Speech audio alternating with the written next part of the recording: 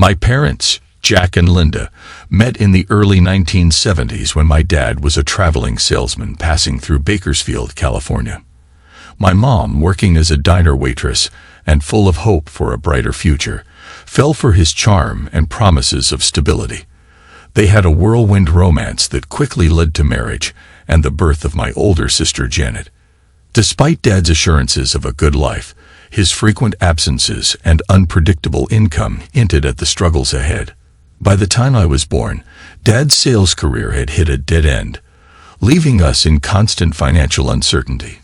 We moved frequently, chasing opportunities that never panned out. The constant relocations combined with Dad's growing gambling problem made life increasingly unstable. My mom, despite everything, was the glue that held us together.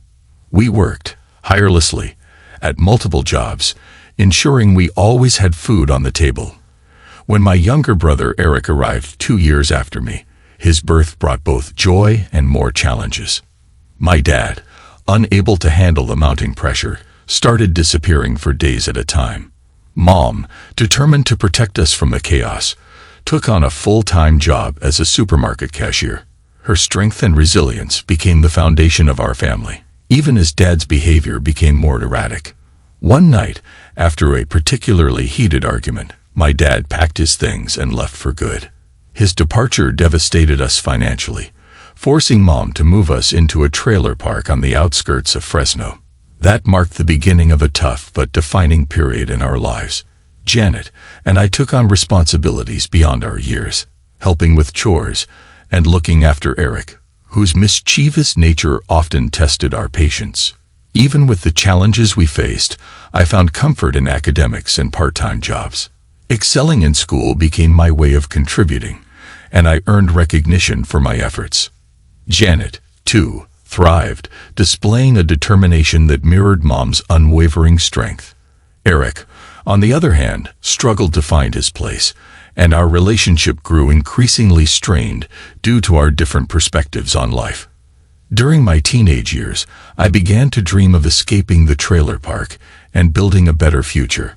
A teacher who believed in me encouraged my participation in extracurricular activities and guided me towards scholarship opportunities. Those aspirations became my driving force, shaping my ambition and preparing me for the life I was determined to achieve, even as they further strained my bond with Eric. My name is Paul Scott. Standing just shy of 6 feet and weighing around 170 pounds, I've been told I have a pleasing appearance, though I'll leave that for others to decide. I grew up in the Central Valley of California, near Fresno, sharing a cramped, double-wide trailer with my mother, younger brother Eric, and sister Janet. The trailer was so close to the railroad tracks that our dinners were often signaled by the rumble of a passing freight train at 6 o'clock.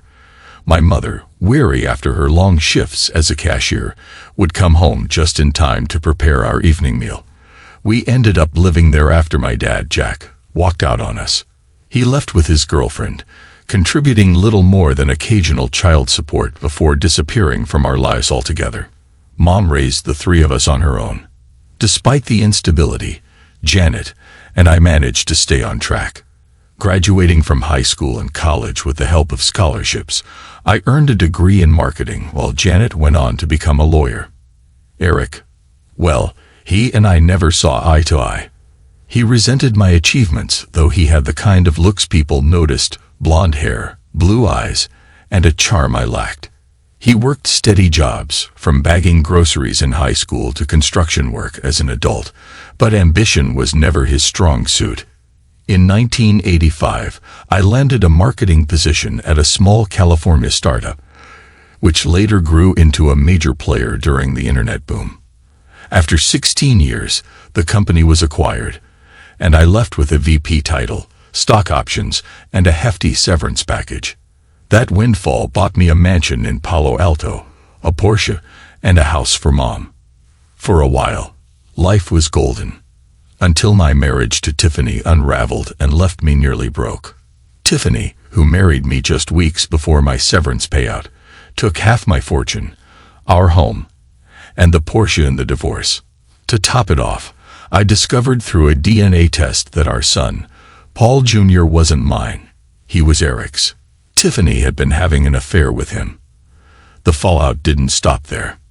Eric's wife, Amrita, found out, took their daughters, and moved back to India. Although I avoided paying child support and had my name removed from Paul Jr.'s birth certificate, losing him cut deeper than anything else. Even for a short time, it made me question why my own father abandoned us. I swore I'd find his grave someday, just to leave a mark on it. That year was a blur of heartbreak and regret. By the following March, my divorce was finalized, and I was emotionally drained.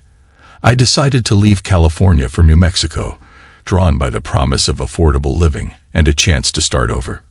Before leaving, I splurged on one thing, a restored 1974 VW van, like the one I'd driven in my youth. It was far from perfect, weathered and worn, but it ran like a dream and felt like a piece of my past I could hold on to. I drove 950 miles over 2 days, cutting through Arizona and into New Mexico. The first night, I stopped at a truck stop in Kingman, Arizona, a place that had once been a hub for Western films in the 1940s and 50s. By the second day, I reached Gallup, New Mexico, a small city of about 21,000 people with a modest median income of $35,000. After spending a night in a budget motel, I toured several mobile home parks. Eventually, I settled on a single wide one-bedroom trailer in the Western Skies mobile home park.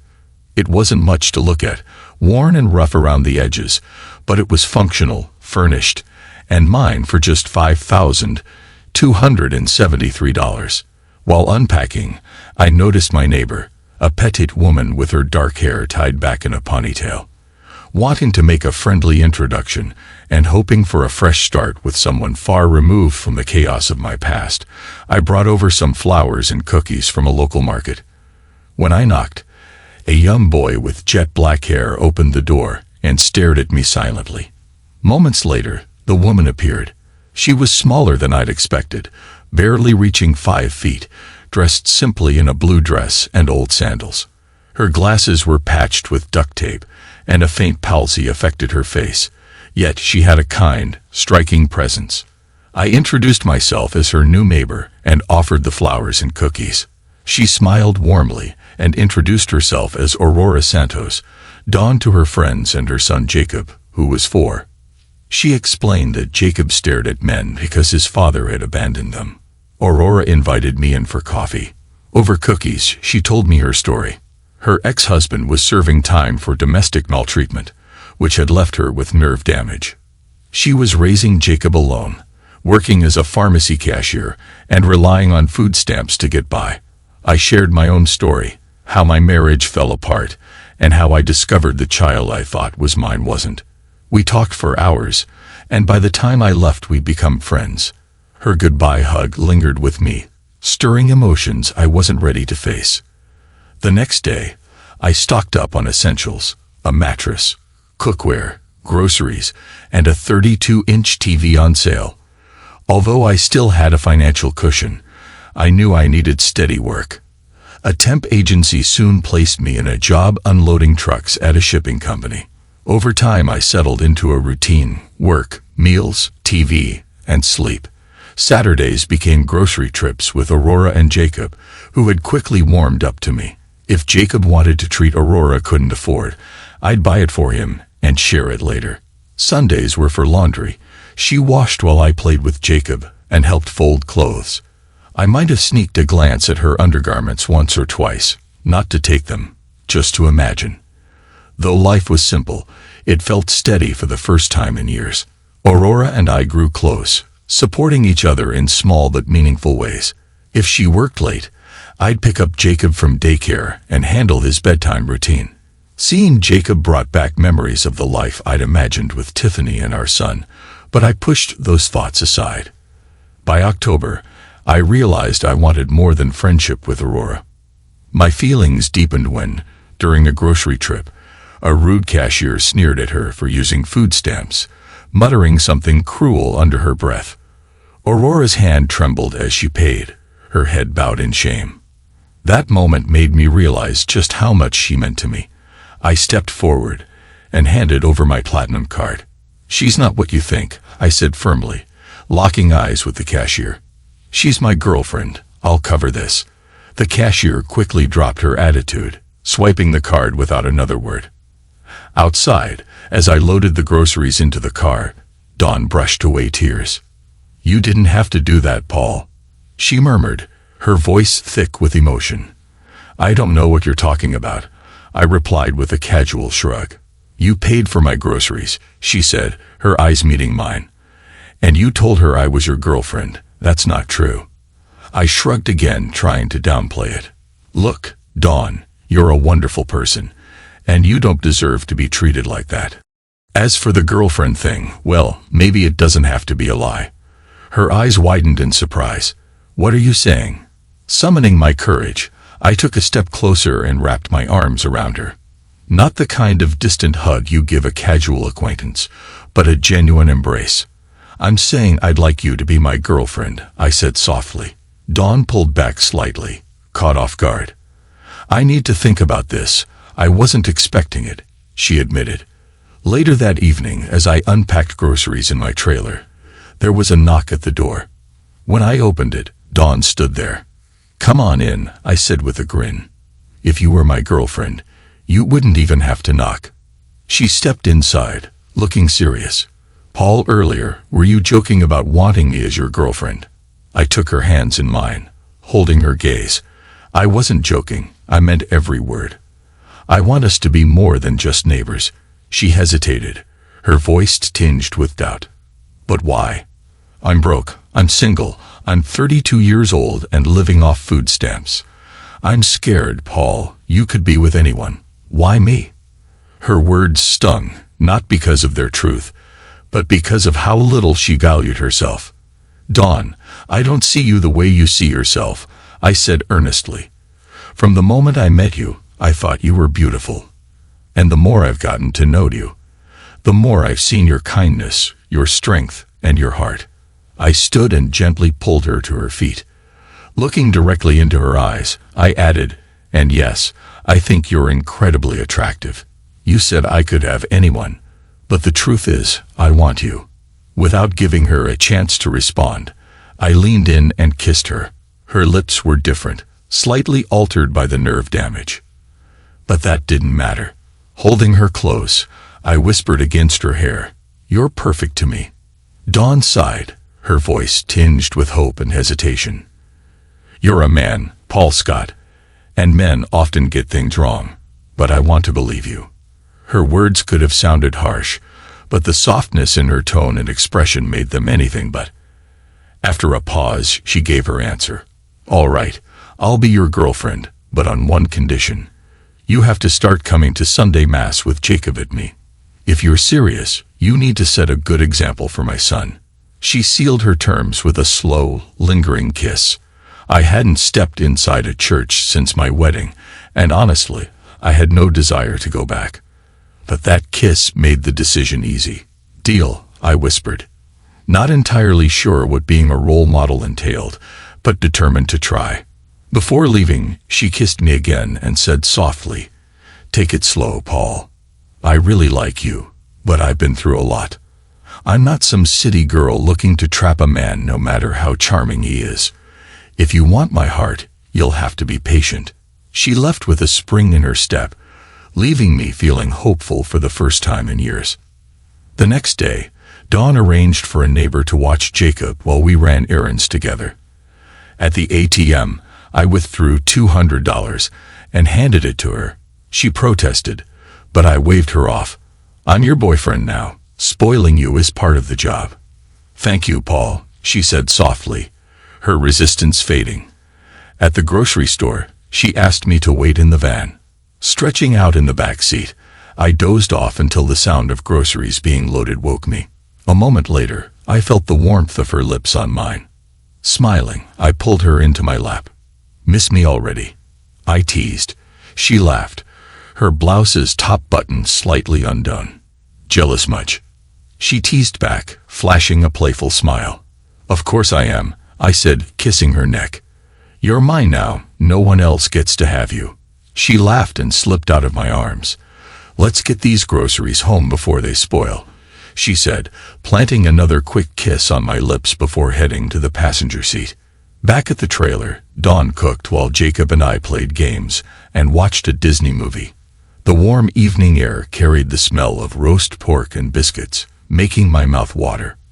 When she finally called us to dinner, the table was set with plates of machado, a Filipino beef and pork dish, and freshly baked biscuits. "This is incredible," I said, savoring the flavors. "What did I do to deserve all this?" Dawn smiled, her eyes glowing with affection. "You take care of me and Jacob without expecting anything in return. You deserve to be spoiled too." Overwhelmed, I pulled her into my lap, holding her close. "Aurora Dawn Santos, get used to me, because I'm falling for you hard." Her response was another deep, heartfelt kiss. For the first time in years, I felt truly content. I had a steady job, a boy who looked up to me, and a woman who cared for me.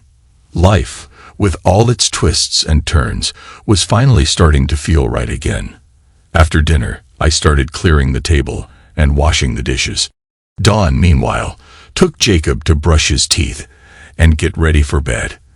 As I was rinsing the last plate, she returned to the kitchen just as I was about to tackle the pots and pans. Noticing my progress, she grabbed a dish towel, looped it around my neck, and pulled me in for a quick kiss. With a teasing grin, she said, "Hey, you're being summoned. Jacob wants you to help him with his bedtime prayers." I headed to the back of the trailer, where Jacob was already on his knees by his bed, hands clasped and waiting patiently. I knelt beside him, feeling a little out of my depth but willing to give it a shot. His small, serious voice broke the silence. "God bless, Mommy. God bless Lola and Lola in the Philippines.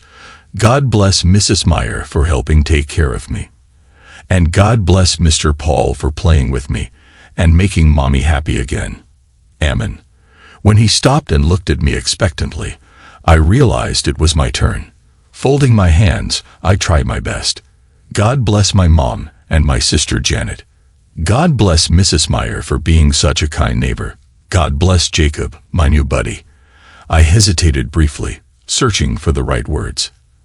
"And God bless Dawn for showing me that love is still possible. Amen." Apparently I passed the test, because Jacob grinned and threw his arms around my neck.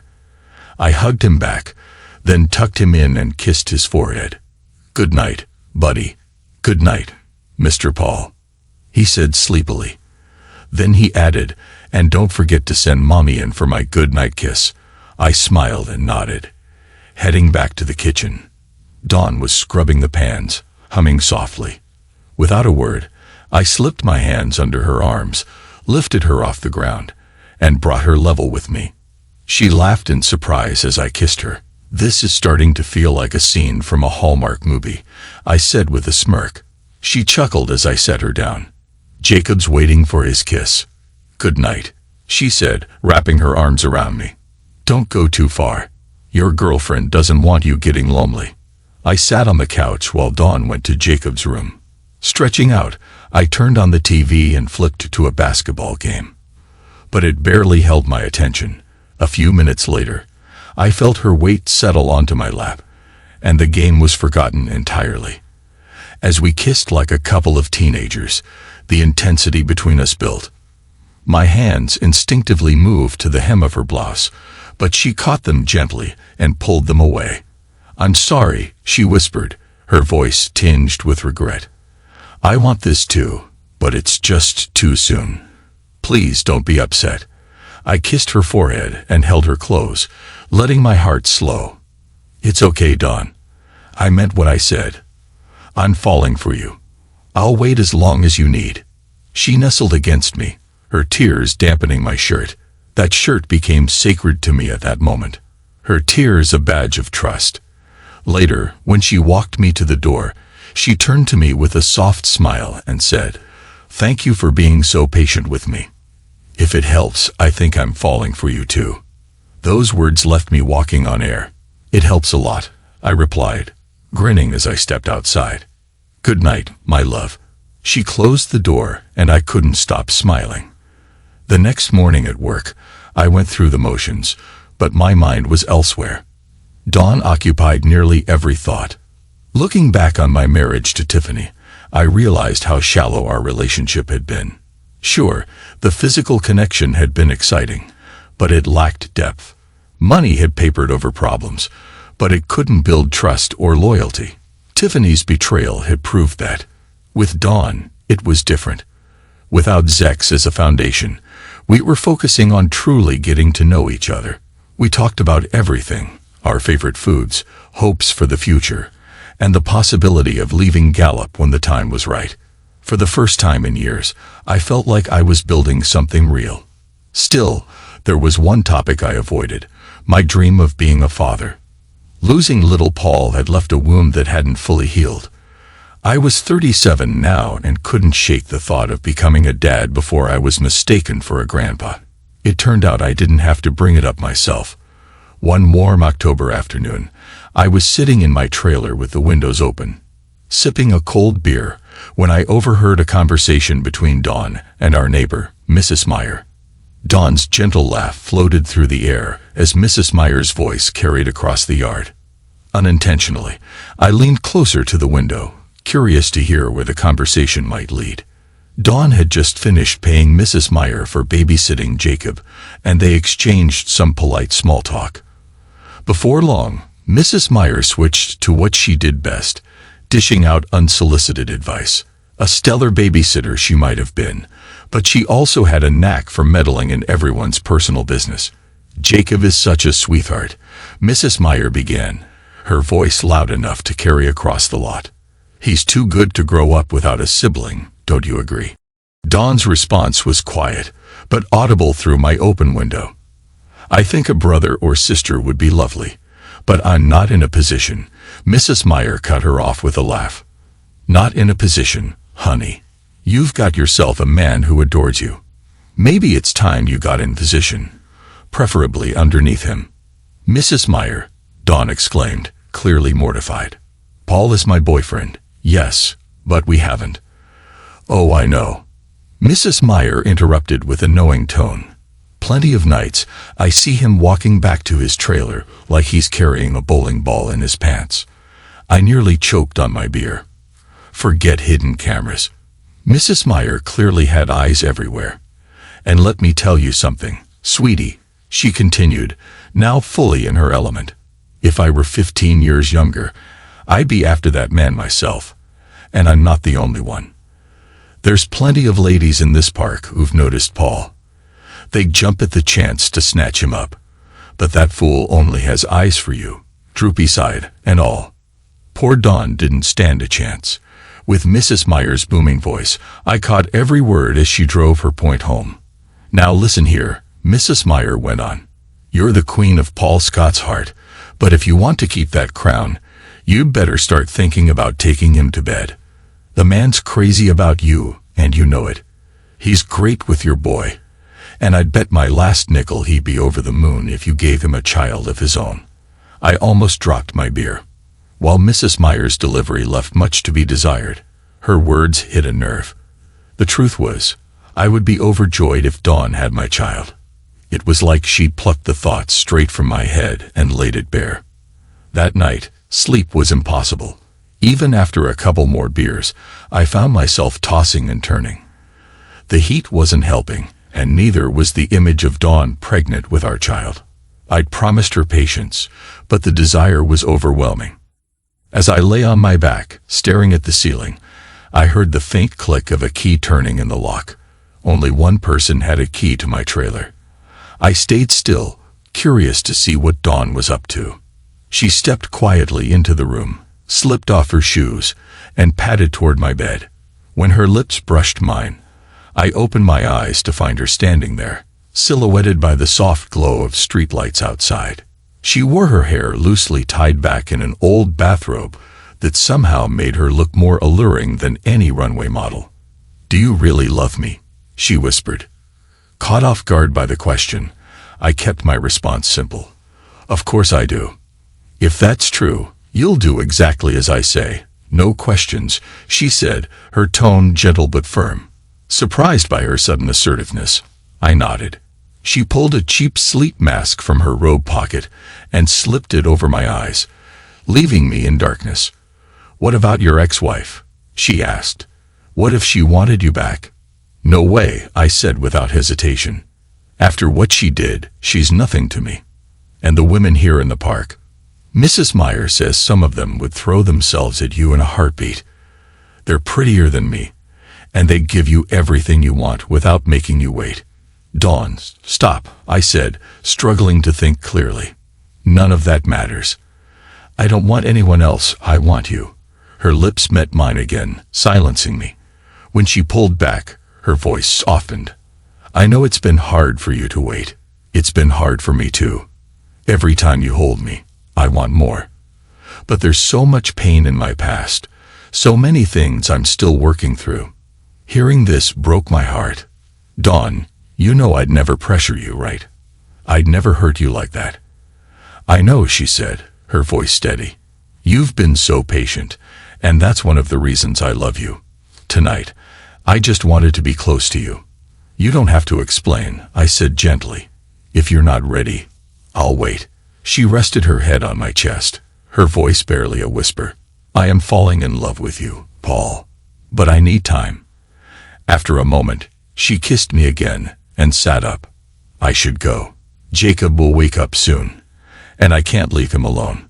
She stood, tying her robe back in place, then leaned down for one final kiss. "Thank you for understanding," she murmured. "We'll get there when the time is right." As the door closed behind her, I lay there, replaying her words in my head. I knew this was worth waiting for. Whatever it took, I was all in. After that early morning moment with Dawn, I found myself falling even harder for her. At home, I'd find excuses to steal kisses or hold her hand. Jacob and I even turned it into a playful game. If I kissed Dawn, I'd ask him, "What kind of day is it today?" On double kiss days, as Jacob called them, I'd kiss her again. Jacob would burst into laughter, delighted to be the one deciding how many kisses his mommy deserved. As my feelings grew deeper, I also became more protective of her. Determined to make her life easier, I withdrew $2,500 from my savings and bought her a used 2014 Toyota Corolla. It wasn't flashy. Its exterior had seen better days, but I made sure it was reliable and safe, having a mechanic give it a thorough tune-up. When I handed her the keys, Dawn let out a laugh that quickly turned into tears.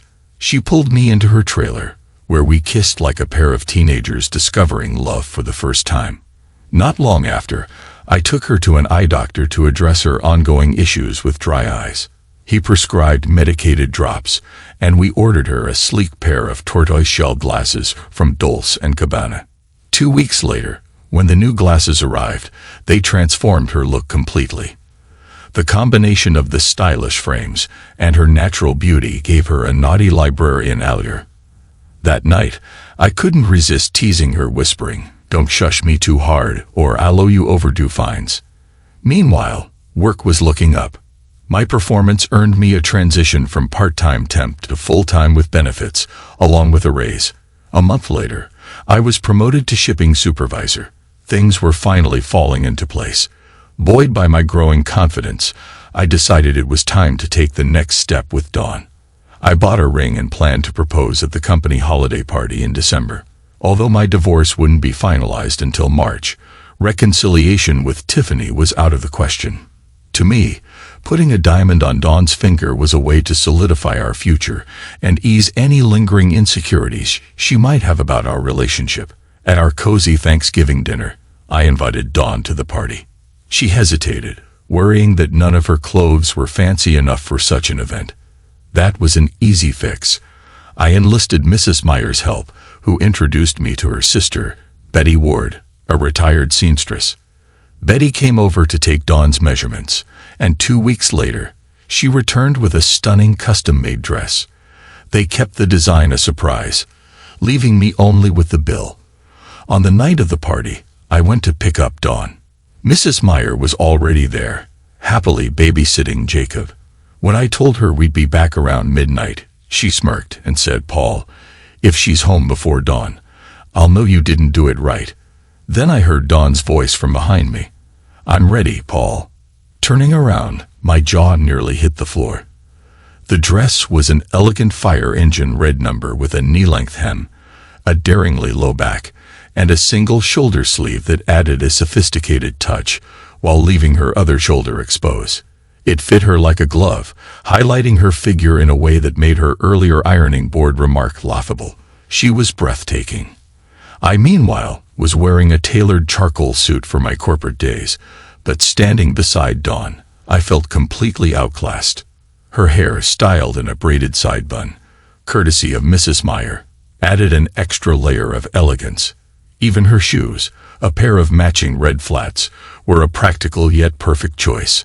Unlike Tiffany's perilous stilettos, they suited her effortlessly. When we walked into the hotel ballroom, heads turned almost immediately. I noticed several younger men snaking glances at Dawn. Sliding my arm around her waist, I leaned close and whispered, "We're not even 20 feet inside, and I've already caught guys checking you out. Should I be worried?"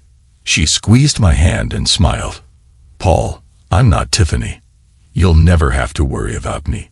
We found seats at a table, and I pulled out her chair before grabbing us 2 glasses of champagne.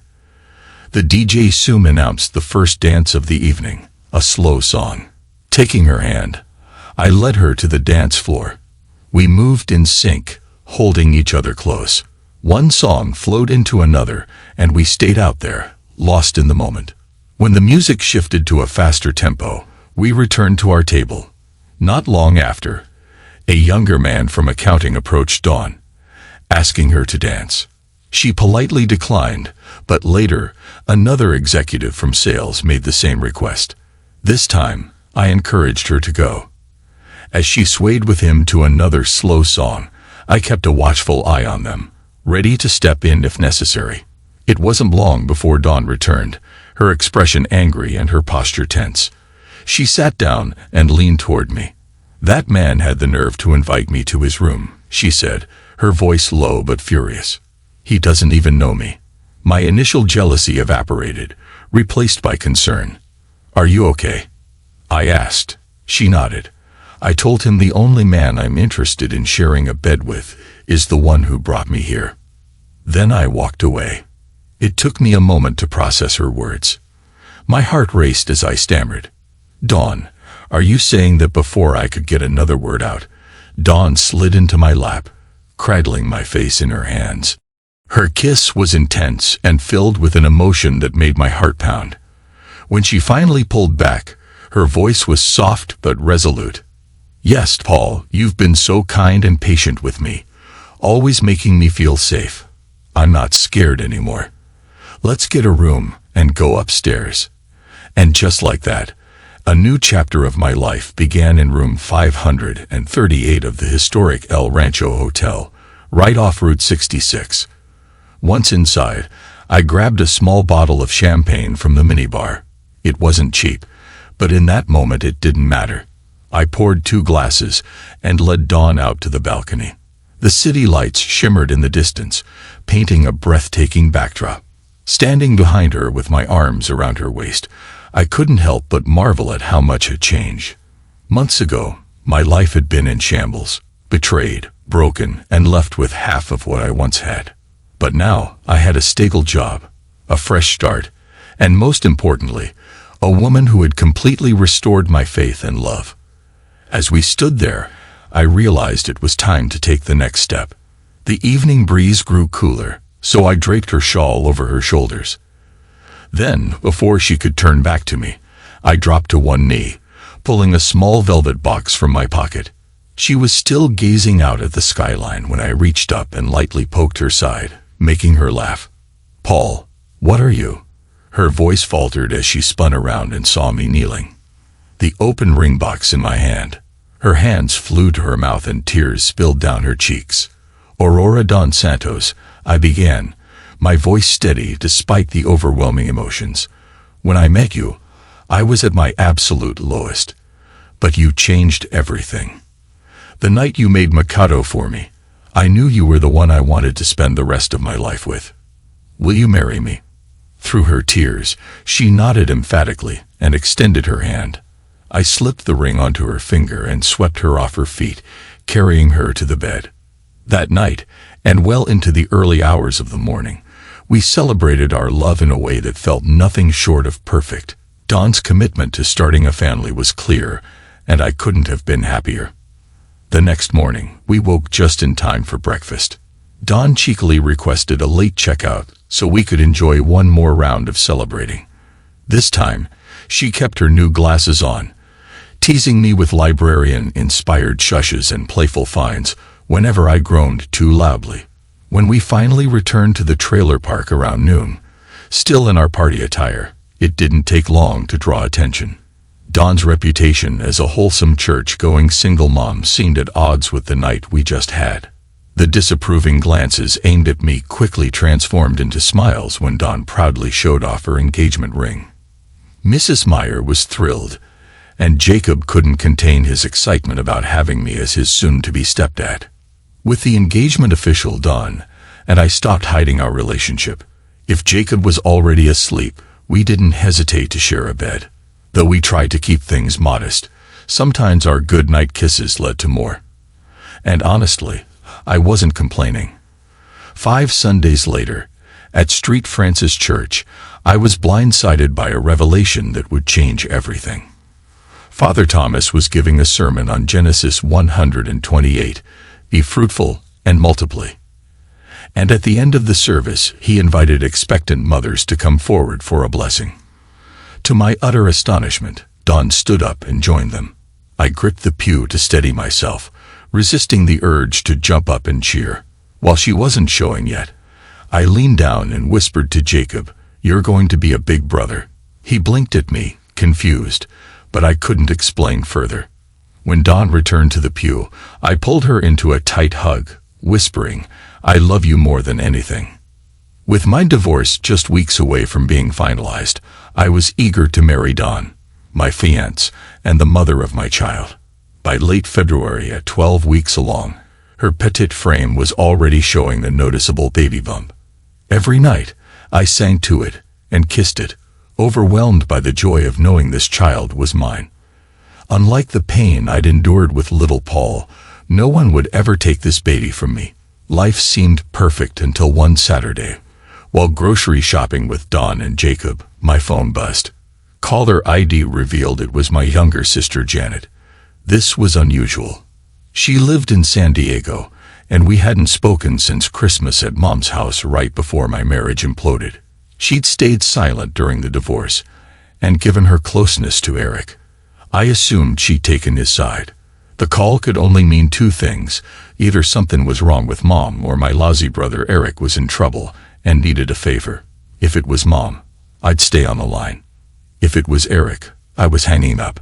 "What's up, Janet? Is Mom okay?" I asked. "She's fine," Janet replied quickly. "Good. Thanks for calling." I started to end the call, but her voice cut in sharply. "Wait, don't hang up, Paul," she exclaimed. I sighed, irritation bubbling up. "Janet, you know I don't care about that piece of crap brother of ours. Unless you're calling to say he's dead, this conversation is over." "Paul, listen," she said urgently. "Eric isn't in the U.S. anymore. He's gone to India to try and win back Amrita and the girls." I couldn't help but laugh bitterly. Eric, apologizing. That's a first. I couldn't care less what happens to him. If he's in India, I hope he steps on a cobra. Goodbye, Janet. And with that, I ended the call, closing the door on that chapter of my life for good. As Dawn walked back from the produce aisle, she immediately noticed something was off. My mood was written all over my face. I started to explain, but before I could get the words out, my phone rang again. Janet, for the second time. "Unbelievable," I muttered, answering reluctantly. "What now, Janet? I told you I don't care about Eric." "Paul, stop cutting me off," she snapped. "This isn't about Eric. It's about Paul, Jr." The mention of his name felt like a knife twisting in my chest. My voice turned cold. "His name is just Paul. He's not my son anymore, remember?" My name is gone from his birth certificate. He's Eric's kid now, so why don't you hang up and leave me alone? Paul, please, she begged. You're angry and I get that. Eric ruined your life. There's no excuse for what he did. But Paul, Jr. is innocent. He's just a child, and he needs your help. My laugh was sharp and bitter. Help? From me? That kid is nothing to me. He's as dead to me as his parents are. The words came out harsher than I intended. Deep down, I knew Paul, Jr. was blameless, but the pain of losing him, of losing everything, still cut too deep. Saying his name opened wounds I wasn't ready to deal with. My voice had risen, drawing the attention of shoppers around me.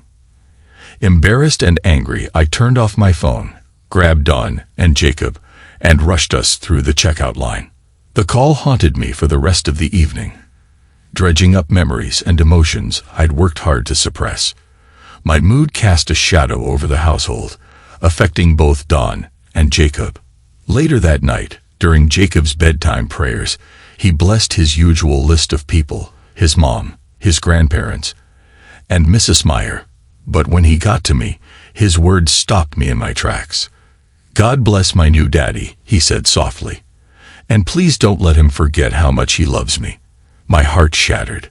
Without thinking, I scooped Jacob into my arms, holding him close as tears streamed on my face.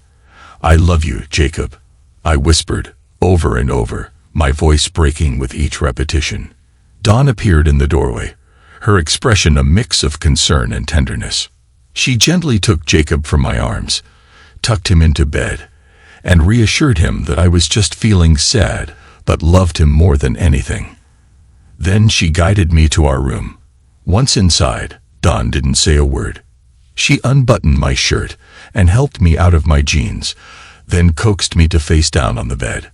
Her hands moved gently over my back, kneading away the tension, while her lips followed with soft kisses along my spine. You'll be okay, she murmured, her voice gentle and soothing, her accent turning together into together. The way she said it was comforting and unexpectedly arousing at the same time. Hearing her voice, I felt something shift inside me. For months, I'd been holding everything in, trying to stay strong for everyone, ignoring my own pain.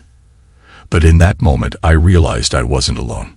Dawn and Jacob loved me, unconditionally.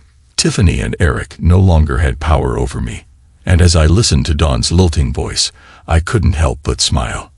Everything about her, even her accent, made me feel alive. I turned over and pulled her close. She was wearing the same simple blue dress and practical sandals she'd had on the day we met, yet she looked more stunning than ever. I kissed her deeply, pouring all my emotions into the connection. That night, we made love, and for the first time in a long time, I felt truly at peace. Later, as we lay together, my hand rested on Dawn's growing belly. My thoughts drifted to my mother, who was retired and living alone in the house I'd bought her in Fresno. With Eric and his family gone to India, she no longer had her granddaughters nearby, and I wondered if the news of 2 new grandchildren would lift her spirits. I kissed Dawn softly and asked, "How would you feel about meeting my mom?" She hesitated for a moment, then smiled. "If you want me to meet her, I'd love to." The next day, I called Mom to set up a visit. Her response was polite, but indifferent. "It'll be nice to see you," she said. "And having a little boy around again will be interesting." Dawn and I took a week off work and booked flights to Fresno. The weather was cool, so we wore hooded sweatshirts, which conveniently concealed Dawn's baby bump. I was looking forward to Mom's reaction when she realized the big news.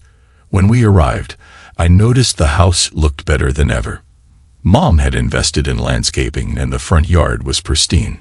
She greeted Jacob and me warmly, hugging us tightly. But when it came to Dawn, her demeanor shifted. She extended a hand and said, "It's nice to meet you," with the kind of politeness reserved for strangers. My stomach churned at her coldness. We stepped inside and sat in the kitchen while Mom bustled around, pouring drinks and preparing a peanut butter sandwich for Jacob. Dawn and I asked for coffee, but the warmth of the gesture didn't match the chill in her tone. Once we were settled, she finally addressed me. "Paul," she began, her voice calm but deliberate. "Don't you think this engagement is a little rushed? Your divorce isn't even final yet.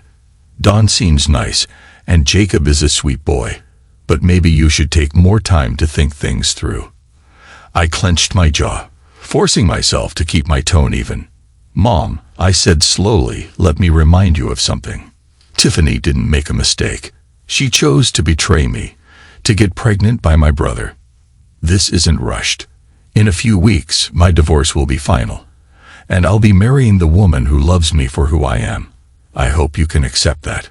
Mom reached across the table and placed her hand on Dawn's, her voice laced with a sweetness so false, it made my teeth ache. "Dawn seems lovely, Paul, and I'm sure she's very kind, but you had a good life before Tiffany's. Poor choices. I just think you're rushing into this. There's still time to reconsider things, maybe even reconcile." That word hit me like a slap. Reconcile. My mother, who had despised Tiffany since the day they met, was now suggesting I take her back. Before I could wrap my head around the absurdity of it, I heard the sound of a car pulling into the driveway.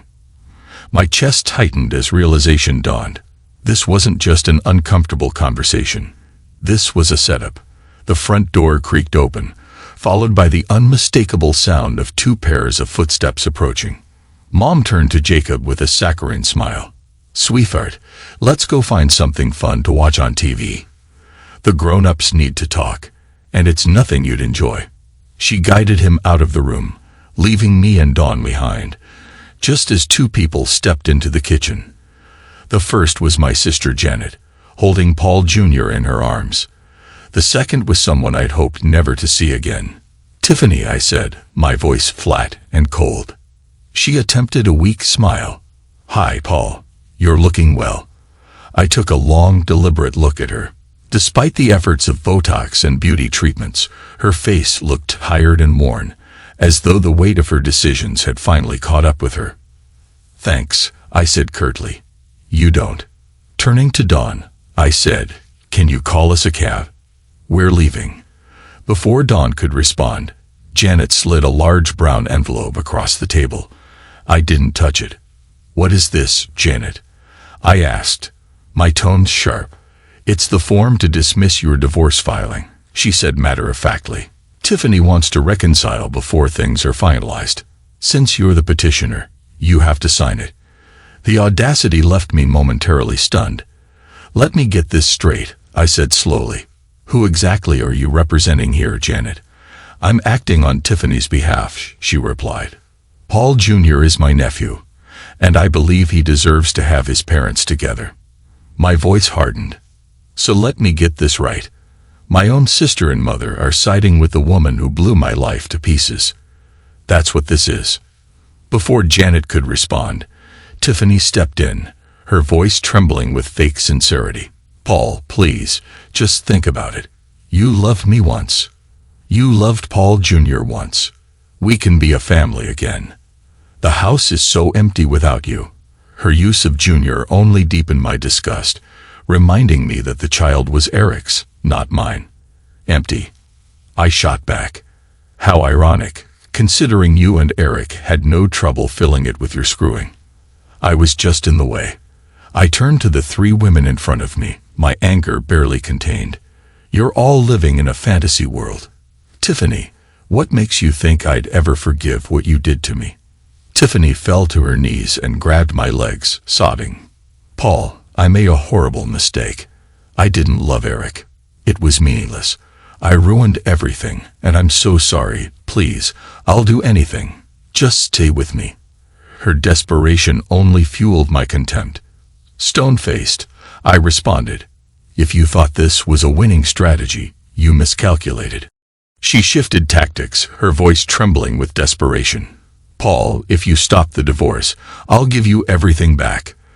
The house, the cars, the money, all in your name.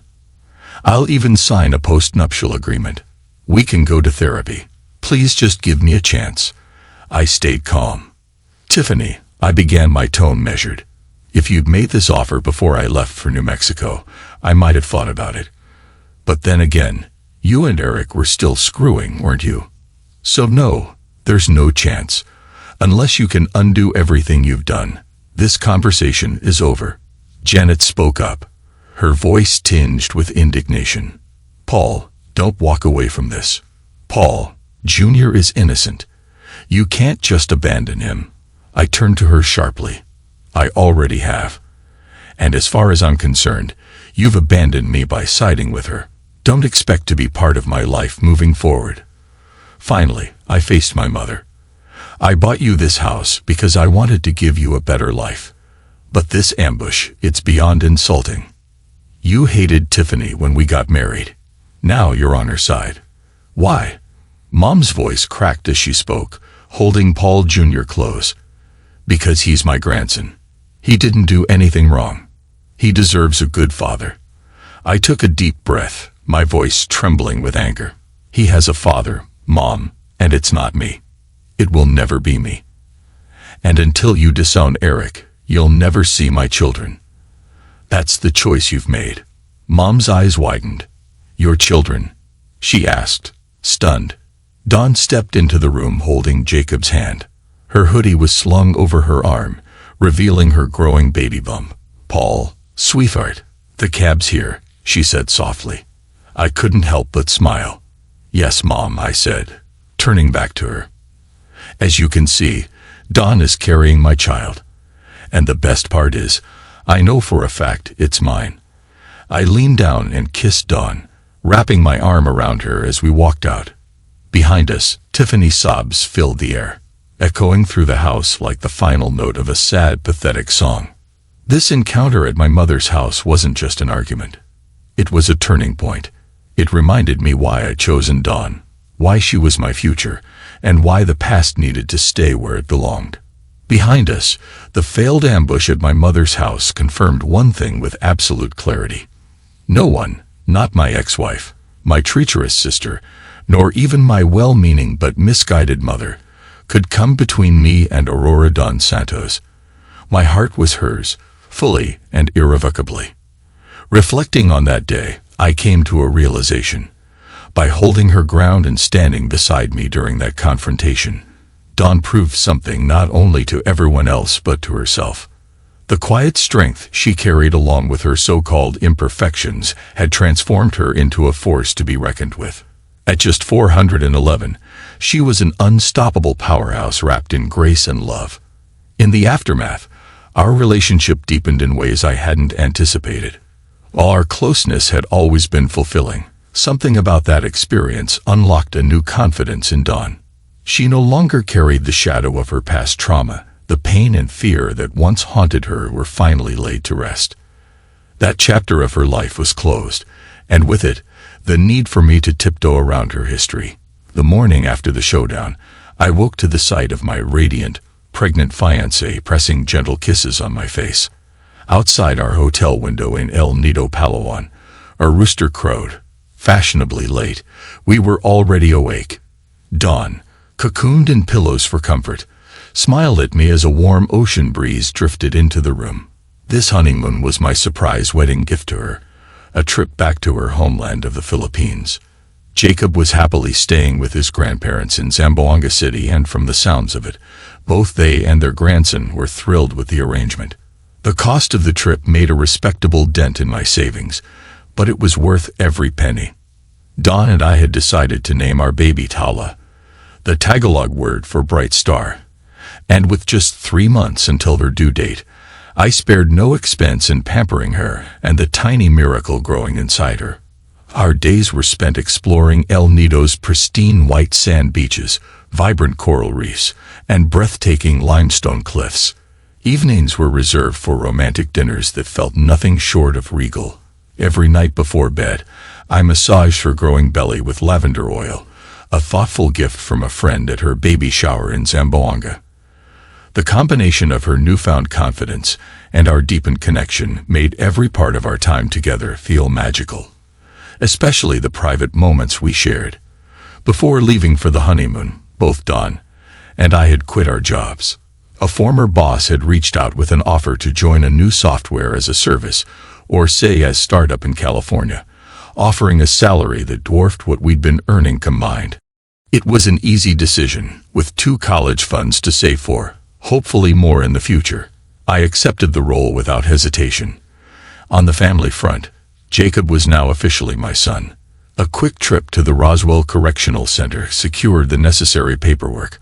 For $5,000 wired to his uncle Mauricio, Jacob's biological father, Danilo Santos, signed away his parental rights without argument. Soon after, the adoption was finalized. While Jacob had always been mine in my heart, knowing it was now legal brought me a peace I hadn't realized I needed. Relocating to Palo Alto was part of the deal with my new job, which meant saying goodbye to our trailers in New Mexico.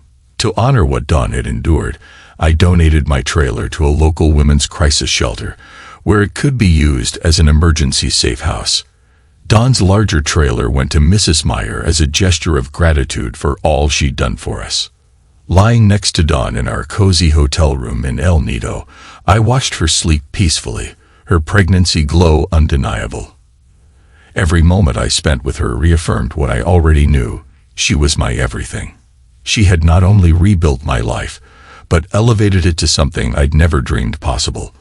I had found a love worth more than all the material wealth I'd ever known. A love that felt unbreakable, unshakable. Dawn and our growing family had become my entire world, and I intended to dedicate every ounce of my being to cherishing her, protecting her, and loving her with all my heart. She was mine, and I was determined to keep it that way. When Dawn and I returned from our honeymoon in the Philippines, it felt as though we had stepped into a brand new chapter of life. Our once fragmented pasts seemed like distant memories as we focused on building a future together. The move to Palo Alto brought challenges, but it also promised opportunities neither of us had dared to dream about before. The house we bought was modest by Silicon Valley standards, but it was ours. It had 3 bedrooms, a spacious backyard for Jacob to run around in, and a small garden that Dawn quickly transformed into a vibrant space filled with tomatoes, basil, and jasmine flowers. Watching her tend to the plants, her hands gently cradling the soil, filled me with an appreciation for how she nurtured everything in her life, our family included. Jacob adjusted well to his new school. His teachers praised his enthusiasm, and he quickly made friends. It wasn't long before he came home asking if he could join the soccer team. I happily agreed, and became his biggest cheerleader at every game, shouting encouragement from the sidelines as he raced up and down the field. Dawn often teased me saying, "You're more excited than the kids." She wasn't wrong. At work, my new role as a senior marketing executive proved to be both demanding and rewarding. The hours were long, but the payoff was worth it. Each evening, walking through the door to see Jacob's excited grin and Dawn's warm embrace reminded me why I worked so hard. The sacrifices were for them, for our growing family. Dawn's belly continued to swell with our baby girl, and every time I felt a kick, my heart swelled with joy. Tala was born on a crisp April morning. Dawn had insisted on a natural birth, and I stood by her side, awed by her strength. When the doctor placed our daughter in my arms, I was overwhelmed by a wave of emotions I couldn't put into words. Tala's tiny fingers curled around mine, and in that moment, the world seemed to stand still. She was perfect with Dawn's almond-shaped eyes and my stubborn chin. Looking at her, I realized I was holding not just a child, but a piece of our shared hope and love. Parenting 2 children wasn't without its challenges. Sleepless nights, diaper changes, and sibling squabbles tested our patience. But Dawn and I navigated it together. Jacob adored his baby sister, often insisting on helping with diaper changes or singing her lullabies.